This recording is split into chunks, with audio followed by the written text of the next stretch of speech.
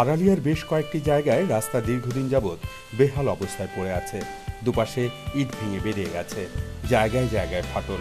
অথচ আজ অবধি সংশ্লিষ্ট দপ্তর এ ব্যাপারে কোনো উদ্যোগ নেয়নি। তারা যেন কুম্ভকর্ণের নিদ্রামগ্ন। এলাকার অটো চালকদের এই রাস্তায় অটো নিয়ে যাতায়াত করতে গিয়ে প্রতিদিন পড়তে হচ্ছে নানা সমস্যায়। প্রায়শই রাস্তার গর্তে চাকা আটকে যাওয়ায় অটো চালানো বিপজ্জনক হয়ে দাঁড়িয়েছে। রাস্তা সংস্কারের দাবিতে শুক্রবার আড়ালিয়া শাখা সিআইটিও অনুমোদিত ত্রিপুরা অটো রিক্সা ওয়ার্কার্স ইউনিয়নের তরফ থেকে এক ডেপুটেশন দেওয়া হয় আগরতলা পুর নিগমের মেয়রের কাছে।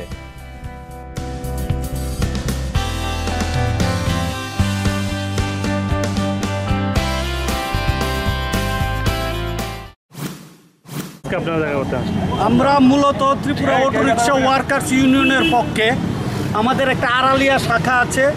এই শাখার অন্তর্গত 4টি রাস্তার অবস্থা দিন দিন বেহাল হচ্ছে। তার জন্যই আমরা আমাদের রাস্তাগুলো সংস্কারের জন্যই মূলত আমাদের দাবি। আর এই দাবি নিয়ে আমরা পুরো পরিষদের নিকট গণডেপুটেশনে এসেছি। Bureau report, news vanguard.